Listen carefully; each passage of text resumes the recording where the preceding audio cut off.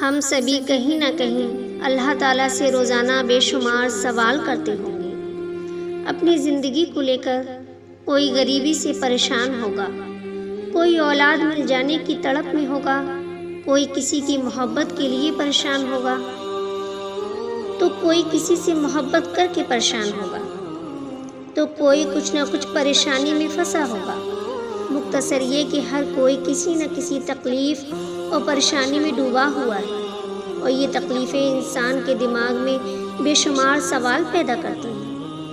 بندہ تکلیفوں میں تڑپتے تڑپتے پہنچتا ہے اپنے رب کے پاس۔ وہاں بیٹھ کر اس کے لبوں پہ جو شکایتیں آتی ہیں وہ اپنے رب کو بیان کرتا ہے۔ یہاں سے شروع ہوتا ہے بندے کا اللہ تعالیٰ سے سوال کرنے کا سلسلہ۔ یا اللہ، آخر کیوں میرے ساتھ ایسا ہو رہا ہے؟ اتنی بڑی آزمائش میرے ساتھ کیوں؟ یا اللہ، ایسی کون سی خطا ہوئی مجھ سے جو میرے ساتھ ایسا ہو رہا ہے؟ یا اللہ، میں کیسے دعا مانگوں؟ تو میری دعا کو سن لے۔ میری زندگی میں جو کچھ بھی ہو رہا ہے اس کے پیچھے تیری کیا ہی مصلحتیں چھپی ہوئی ہیں۔ اس طریقے سے روزانہ ہم سبھی اللہ تعالیٰ سے سوال کرتے ہوں گے، ہے نا؟ اور کیوں نہ کریں، کرنا ہی چاہیے۔ آخر ہماری مدد کون کرے سوائے اللہ کے؟ بے شک یہی تو وہ ذات ہے جہاں مدد ملے گی، راستے کھلیں گے انشاءاللہ۔ اللہ تعالیٰ سے بیٹھ کر سوال کرنا بھی نصیب والوں کو نصیب ہے۔ ٹرسٹ میں اللہ تعالیٰ کے سامنے وہی بیٹھ سکتا ہے جسے وہ بیٹھانا چاہتا ہے، ورنہ آپ خود اپنے آس پاس دیکھ لو۔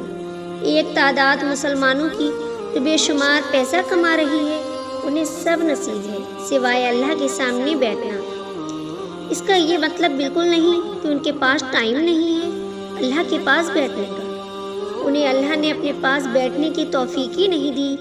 آج جو ہم سب اللہ سے سوال کرتے ہیں ان کے جواب ملیں گے بہت جلد۔ اگر آپ اللہ تعالیٰ کے قریب جا کر اس سے سوال کر رہے ہیں تو یہ آزمائش ہے، کیونکہ آزمائش اللہ کے قریب لے جاتی ہے، سجدوں میں لذت ڈال دیتی ہے، رب تعالیٰ کی سچی محبت ڈال دیتی ہے، تاکہ بندہ اپنے رب کے اور قریب ہو جائے۔ یقین کیجیے ان آزمائشوں کے بعد ہی تو خوبصورت اجر ملے گا، کیونکہ اللہ تعالیٰ خود قرآن کریم میں فرما رہا ہے، مشکل کے ساتھ آسانی ہے، بے شک دشواری کے ساتھ آسانیاں ہیں۔